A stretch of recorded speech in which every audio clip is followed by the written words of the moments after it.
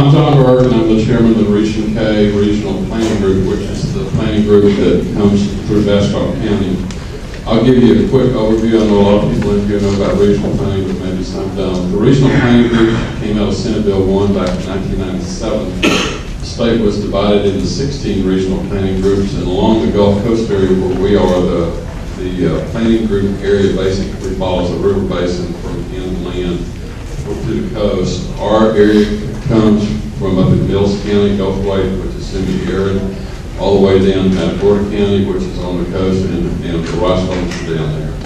In our region, actually, the rice farmers are the largest user of the water, and then the city of Austin is the second largest user of the water, and then you go from there to smaller towns and other agricultural uses.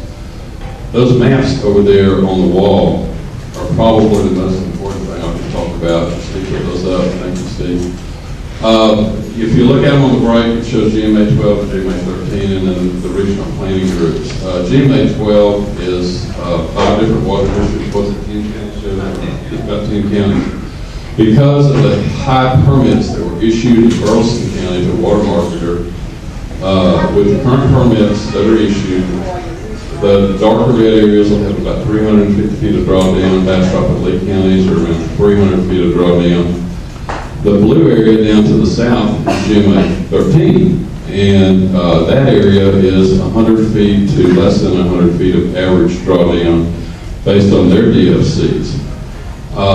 The conflict came back. The regional water plans were turned into the state in September, and then the Water Development Board approved the plans in November and December.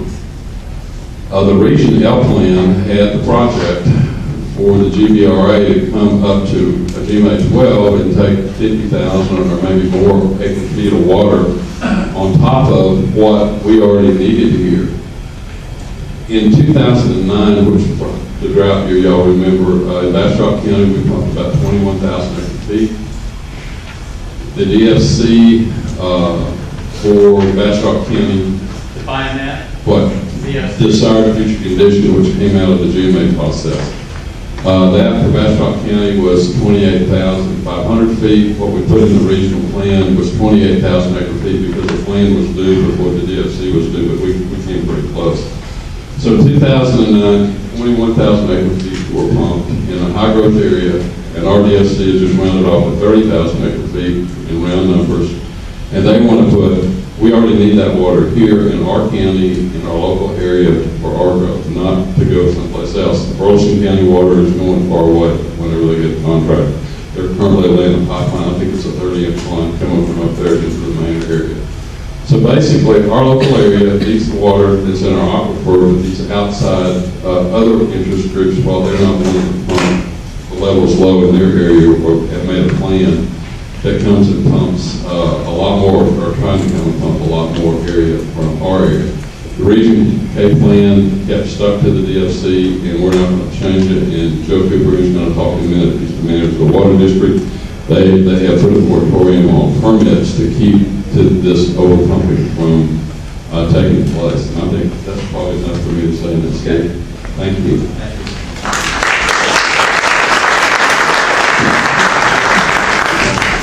My name is Joe Cooper, and I'm the manager of the Austin Groundwater District. And just about everything that's been said is an absolute fact. The first thing I want to talk about is what Mr. Richter was talking about, is that each and every legislative session, even though water districts created as the preferred method to manage water in Texas and on a local basis, each and every legislative session they kind of come in and chip away at what little authority that we have.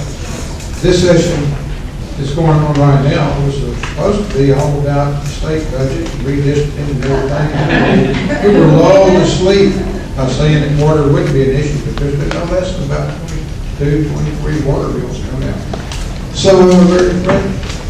And I'm just going to mention Senate Bill 332. It's going to come up in our conversation. It's a real sensitive bill. It's something that water districts could probably live with, but the water supply corporations and individuals probably can't, because they're trying to make it sound. Because it's coming through the Texas Farm Bureau, the Cattle Feeders Association, the Governors Association. It sounds like the essence a profession for property rights, but it can work against individuals, cities, and water supply corporations. And we'll probably get into that a little bit later. The biggest issue for our water district is that we're a two-county district. We're not large. We're not rich. We have a sufficient supply of water for the relatively long-term future with the growth that we have for about, I'm going to say 50, 55 years. But the problem about the water that we have is a lot of other people know about it, and they want it, so they don't have it bad. The fact is, we're sitting on 125,000 acre-feet of permits, 117 of which would be exported from Lee and Bastrop County towards the west and southwest. What am I doing wrong? Okay.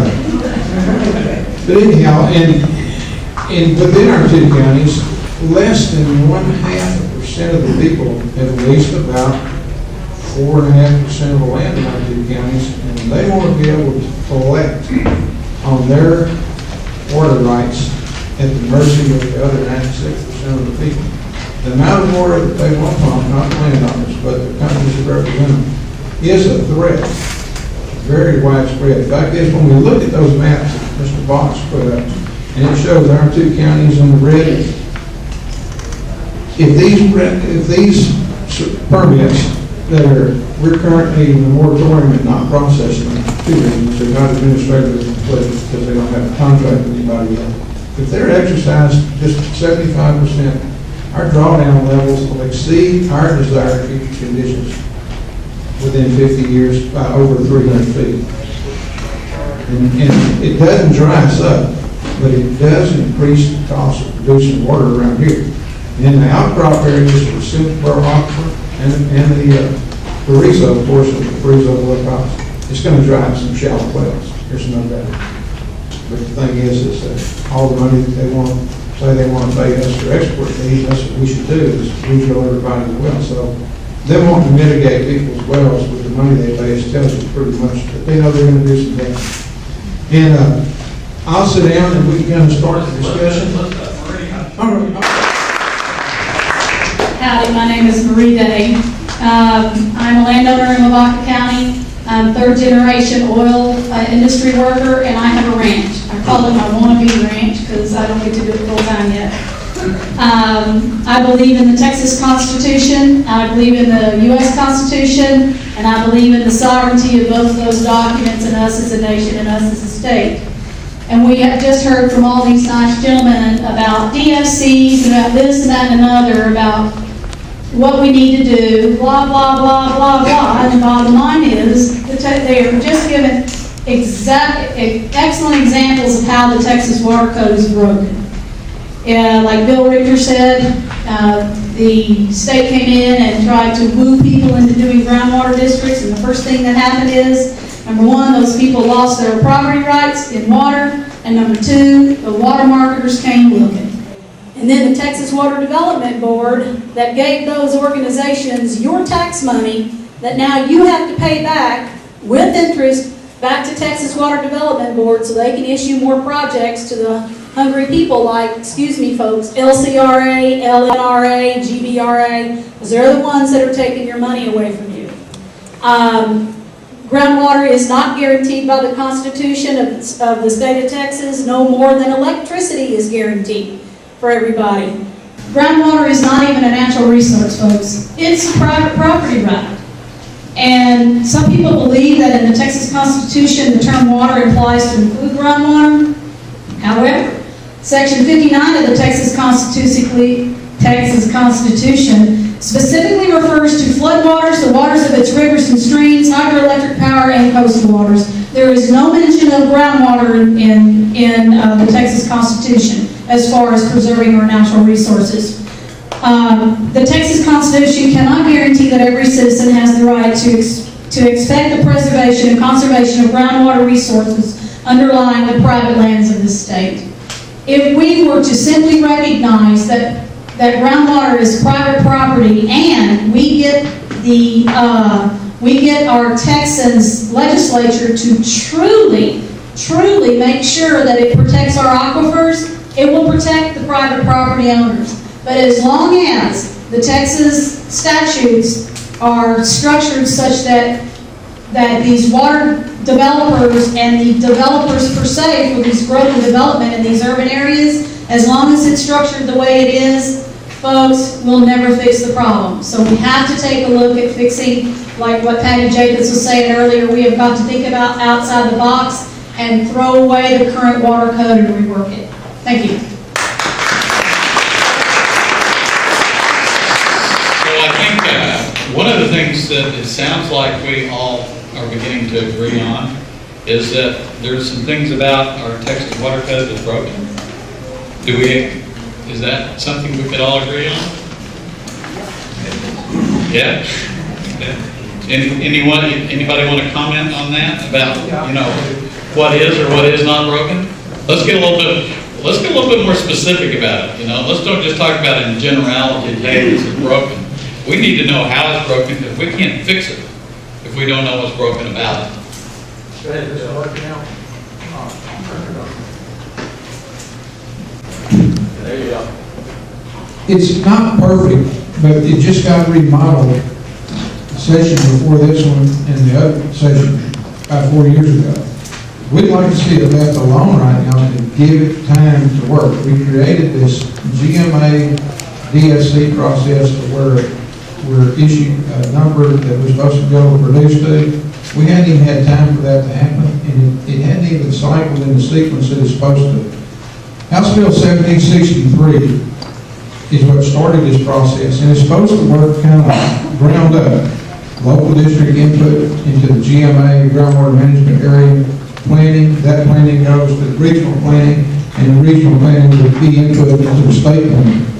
What's happened last time and this time is the state plans are going on with that out of sequence, and that's why we're going to have these messed up numbers and messed up finance projects where water leaves here and is financed by the Water Development Board.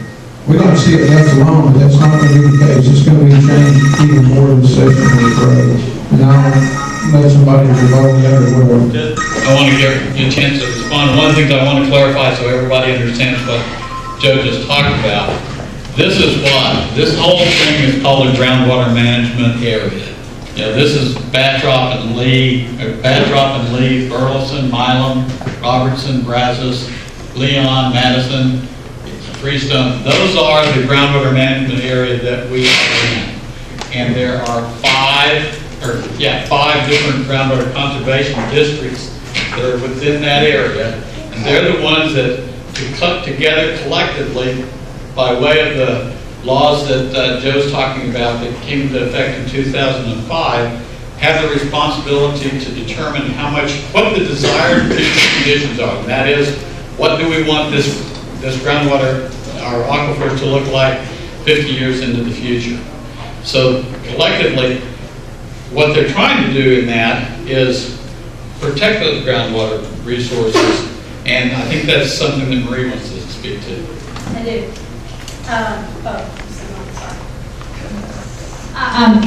What I would like to address is, you said what specifically in the Texas Water Code is broken. Chapter 36 says that you own your groundwater unless you put it in a district. Okay? And that's fine, because the people within that geographical region, whatever that district is, and I think specifically people want to protect their water. They want to preserve their aquifer, and they want to protect their water. And I feel the same way. In addition, but if you have what they call managed available water, that's the water under your ground that you ain't using, well, guess what? Your local water district cannot deny a permit. Right now, it's first come, first served, homie. If you come up, and in my county, and I don't have a groundwater district because we have successfully defeated it 2 times. But in those counties where you do, in fact, for Bastrop County, first person who comes in with a permit, if it's available water, they get it. It allows no future growth, and I'm a very rural county, and I want my water to stay under my ground, intermingling with all of my other property owners as well, so that when Lavaca County decides to have economic growth, whether that is in an industry or whether that's agriculture, I believe that it should be there for our preservation and not for thirsty San Antonio, not for thirsty Austin, and not for thirsty Houston. Thank you.